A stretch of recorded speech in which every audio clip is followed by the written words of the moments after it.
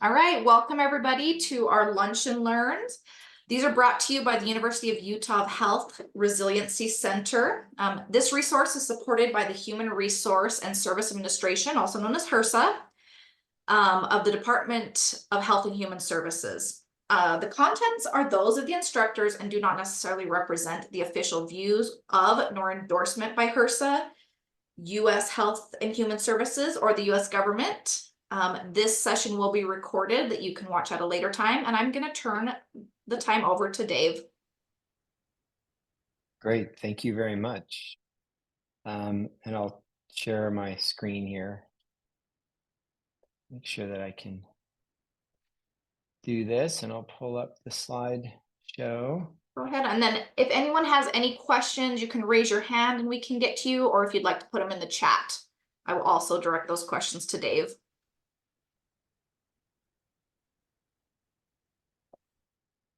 Okay, can you all see this? Yes, if I can close. I wonder if there's a way for me to close this little window here. Maybe I'll just move it out of the way. Okay. Well, hello there. Nice to meet you. Oop. How do I go back? Okay, well, my name's Dave Sandweiss. I'm a pediatrician. I work in the emergency department at Primary Children's Hospital. Hopefully you haven't had to bring your children there, but if you have, I hope that the care there was positive for you. I also work with the Resiliency Center and do a lot of tribal health work as well. I started my career in the Navajo area Indian Health Service. This is a picture. I was just down there actually working. This is a picture of Monument Valley, and beautiful area of the country, and a beautiful nation. So what I thought we would talk about today, or what I was asked to talk about, was mindful communication and resilience. And I think we'll focus primarily, since we don't have a lot of time, on mindful communication, because I think communication is so important. I think when things are going well between people and between groups, it's usually because we're able to understand each other and communicate skillfully and with wisdom and compassion and understanding. And when things are not going well between two people or groups of people, it's oftentimes due to the fact that we're not hearing each other. And so I wanted to talk a bit about what mindfulness is, what's meant by mindful communication, and how we can develop the capacity to communicate more mindfully. Let me see if I can close this there. Is that better? So awesome. So mindfulness, what is mindfulness? It's a bit of a buzzword now, but it has a long history. There are many contemplative practices that have been thinking about and developing ways of enhancing our mindfulness, and dating back to early Hindu cultures and Buddhist cultures. But essentially mindfulness, in a more secular sense, it means paying attention in a particular way. So we're paying attention to things around us on purpose, right? So there's some intention there. It's intentionally focusing on the present moment, and as much as we can, non-judgmentally. And we'll get into this a bit, and we'll see how important that this is when we're communicating with each other. So there really are three parts to this triangle of mindfulness. There's a certain intention.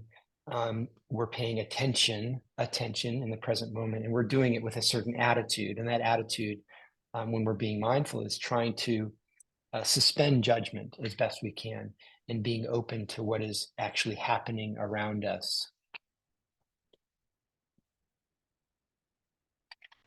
So mindfulness is, when we practice mindfulness and we cultivate this capacity in ourselves, we're increasing our awareness and hopefully increasing our connection to those around us, to the world around us, and also to ourselves.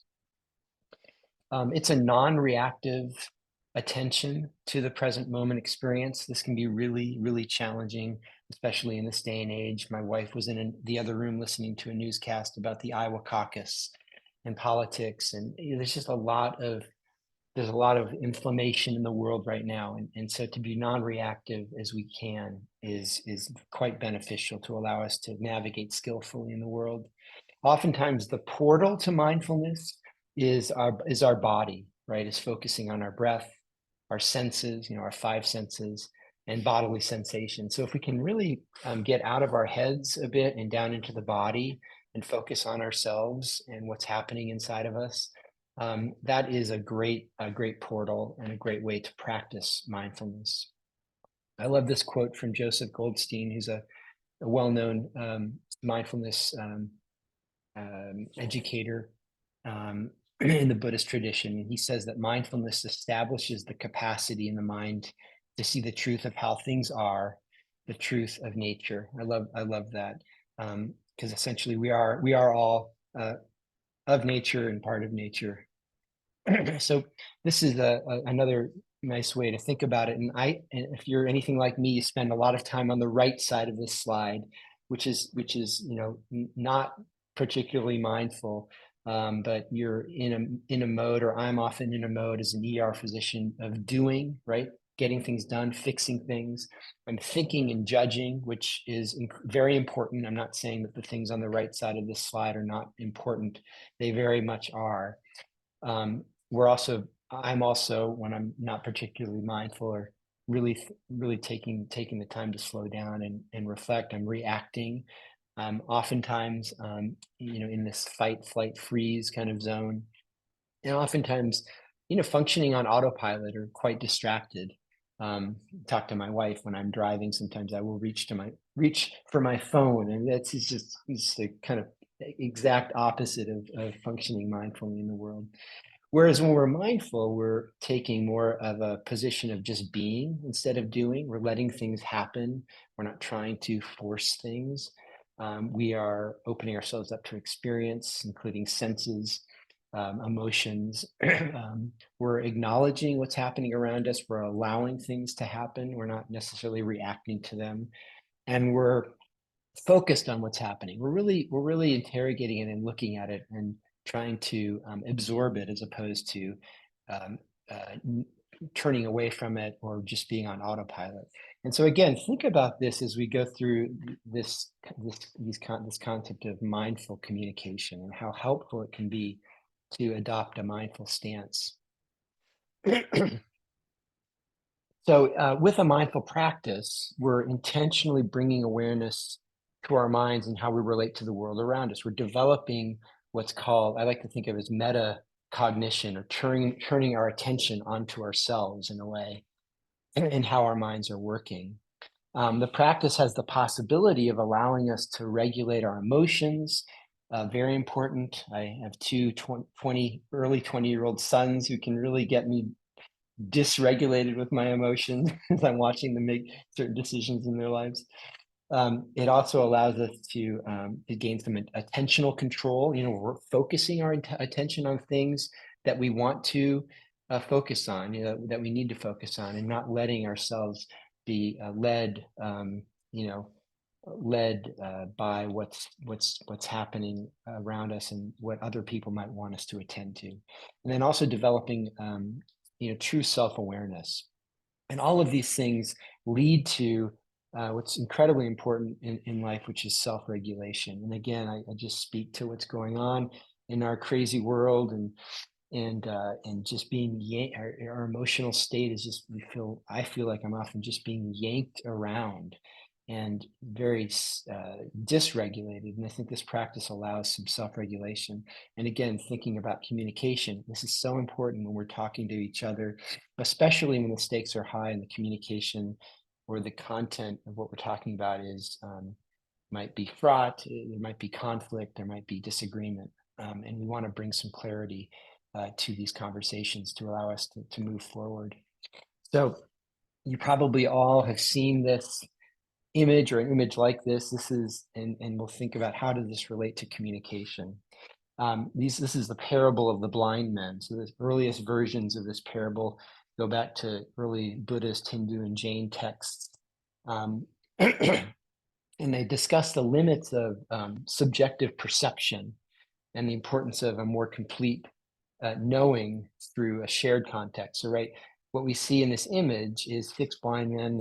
They all get their own individual perspective of what it is that what it is to be an elephant, right? What is an elephant? And they draw conclusions based on what they feel, what their senses can pick up, and they each have 6 different versions of what an elephant is. The parable has been used to illustrate a range of truths and fallacies, but broadly, the story implies that one's subjective experience can be true, but that experience is inherently limited by a failure to account for other truths or multiple truths. So this, just think about, when you had a conversation with somebody and there was a disagreement and you were thinking, well, how in the heck does this person think this way? Why do they think this way? Can't they see it from my perspective? And, oftentimes what's happening is we're not able to see the other person's side of things. We're kind of blind, touching a different portion of the elephant, if you will. So communication, when done well, creates understanding, right? And this is a lovely quote from an author, Ursula Le Guin, and she says in this piece entitled "Telling is Listening," she says, "In most cases, human communication cannot be reduced to information. The message is a relationship between speaker and hearer. The medium in which the message is embedded is immensely complex, infinitely more than a code. It's a language, a function of society, a culture in which the language, the speaker, and the hearer are all embedded." I just love how she captures the complexity of communication. So as we go through these slides, just want to have you think about these 3 questions. You can even write them down and even reflect on them as you drive home today. But what does it feel like to really be heard? To really be heard. And the second question is, what does it feel like to really hear somebody? And when I say what does it feel like, what does it feel like in the body? What does it feel like in your core? And how can we fertilize the soil to better understand each other? So as I said earlier, communication is incredibly complex. It's a multi-dimensional experience. So there's, simply, if we think about it simplistically, it's a linguistic exchange of information. We're just talking. I'm speaking, I'm saying words, and you're listening to my words, right? But it's much more than that, right? There's nonverbal communication, and in fact, much of, maybe even most of communication is nonverbal. It's facial expressions, tone, gestures, body language. I come home from work and I'm later than I said I was going to be, and my wife has made dinner and it's on the table getting cold, right? Has this ever happened to anybody? She doesn't have to say anything. I can just look at her and can tell what she's communicating to me. That's nonverbal communication. Also internal dialogue, right? When we're talking to somebody, especially when it's a really complex content, we're struggling, we're having an internal dialogue. We're trying to figure out what's going on. We're trying to create a narrative in our mind, and we're talking to ourselves oftentimes as we're speaking to somebody else. There's somatic or embodied experiences, right? The sensations in our body that happen when we're communicating. There's a feeling tone to it, right? Emotion. Things can get quite hot and heavy and frustrating sometimes and difficult, and that can lead to certain emotions. And then we bring our personality to things, right? There's psychological states, there's some sociology here, social norms to communication. And it's all embedded in kind of cultural conditioning and our own personal conditioning through our life experiences. So it's very complex. This is a way of thinking about mindful communication from a teacher by the name of Oren J. Sofer. And he breaks mindful communication down to these 3 components where we have presence, intention, and attention. I'll talk about this in a second, but he does say in his book, awareness is the primary foundation for all communication. So communication is about creating understanding. Mindful communication is about creating understanding through awareness, right? Again, we're trying to focus on ourselves and our internal experiences as we're communicating and listening to another. We could say that the opposite is mindless communication. We're either running on automatic or we're consumed by an inner narrative of judgments, criticism, planning, and mind wandering. I always laugh when I read that because I have to admit I'm oftentimes in that zone when I'm talking to somebody. I have this inner narrative of judgment going on. So can we kind of control that a bit and communicate with presence, intention, and attention? We'll go through this, and I just want to bring this up with a little smaller version of the triangle that I shared earlier around the definition of mindfulness, and you can see a lot of similarities there between mindfulness, as I described it earlier, and what mindful communication is, and how we can heighten that. So let's start with presence. Oren begins with presence. So presence opens the doorway to understanding, right? We want to show up fully and completely to a conversation, especially if it's a challenging conversation. We have to cultivate deep listening, right? Not necessarily jumping in and speaking, but allowing words and nonverbal communication styles to land. We're heightening our level of self-awareness when we do this because we have to be conscious of how it's feeling. Again, especially if the conversation is challenging. We're building mutuality. There's a certain reciprocity, a cooperation, a give and take that can only happen if you're truly there and truly listening. I think of so many times in my life with my children when I came home and they were trying to communicate with me and I just wasn't very present with them, and it makes me somewhat sad to think about how often I wasn't present, and there was a lack of reciprocity there. We're also respecting the autonomy of another person. When we show up, we're allowing them to be who they are and allowing them to communicate something to us, and we're allowing it to land. We don't necessarily have to agree with it, but we're respecting that autonomy. And we're also navigating a lot of uncertainty, and being present for that is you have to be present for the uncertainty of a conversation. Intention is the next thing that Oren brings up with mindful communication and cultivating intention. And intention allows us to act. In this case, action is the way that we listen and or respond skillfully. Right? Intention can determine and often does determine the direction of a conversation. What do I want to get out of this conversation? Is my intention to convince this person they're wrong? Is my intention to show them who's the boss? Is my intention to be right? Or is my intention to try and understand? Is my intention to make a connection with this person? So intention is huge with communication.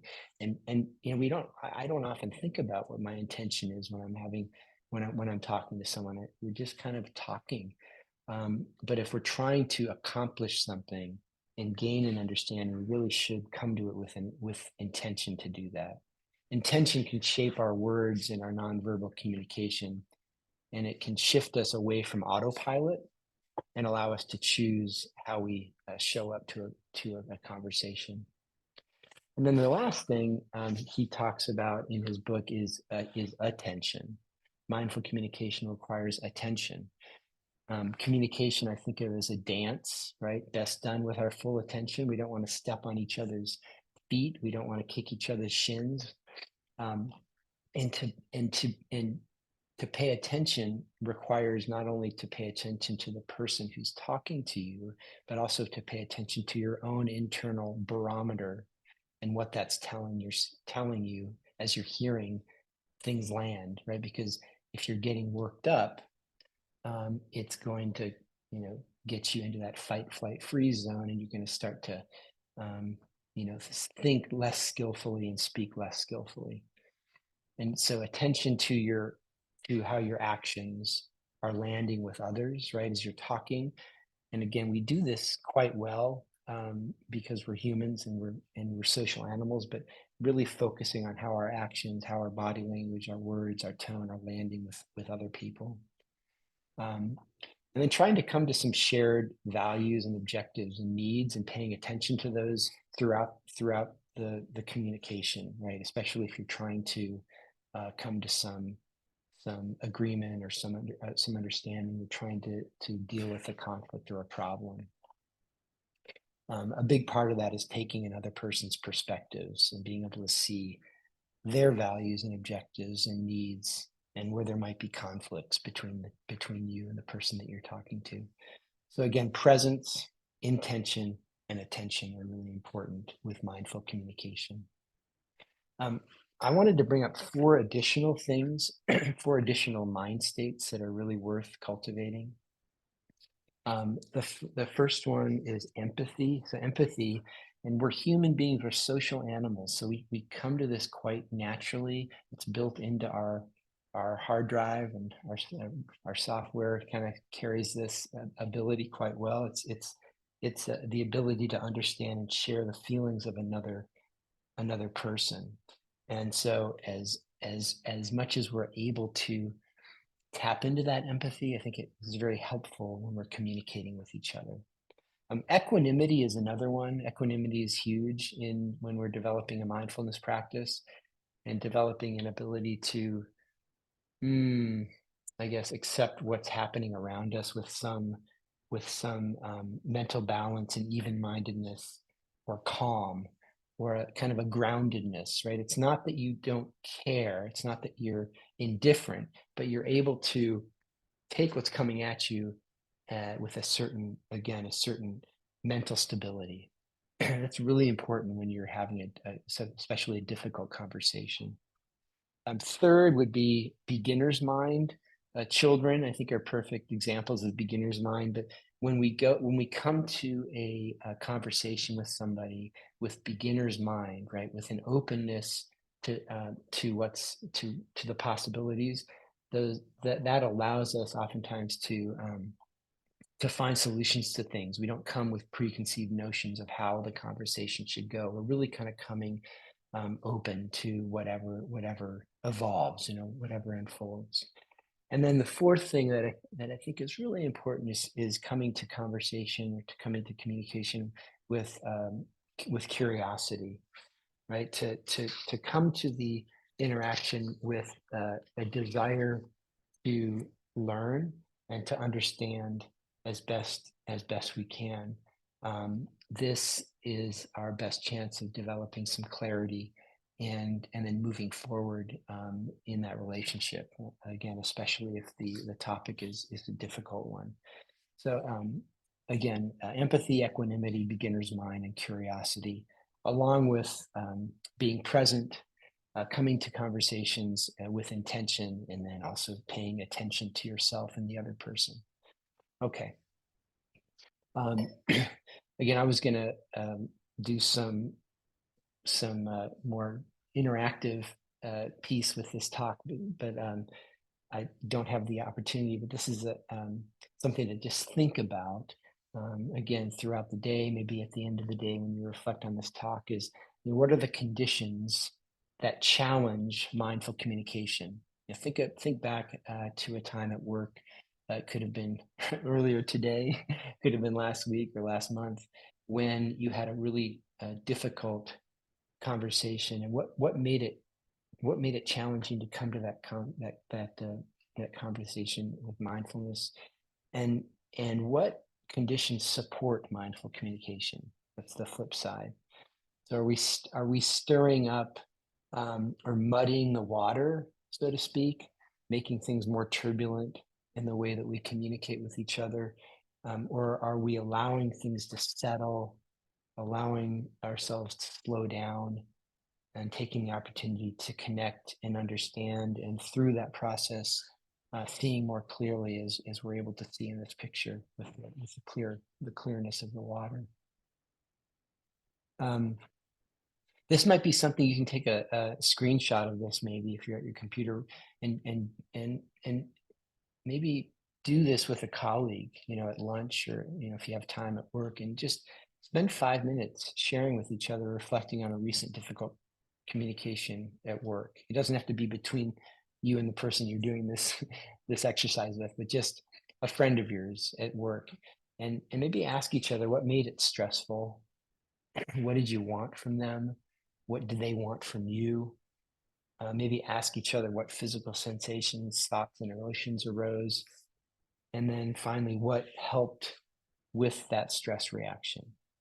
So again, it's a way of being a little bit more thoughtful in reflecting on how we're communicating with each other and going back and thinking with a friend or a colleague that you're comfortable with. Takes a little vulnerability, but asking each other, well, what is it? What was it about that conversation that was hard, and what allowed it to be not so hard? And this is the last thing I want to share, but the most important thing I think with communication is we're trying to cultivate connection with each other.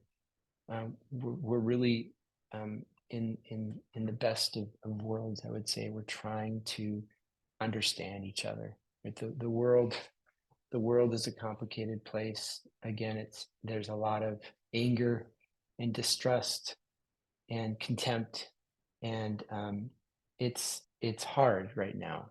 I think as much as we can cultivate connection, and this is a great virtuous cycle where we become comfortable, self-disclosing and being vulnerable, that leads to validation of our emotions. And then through that validation, we develop a closeness with the people that we're talking to.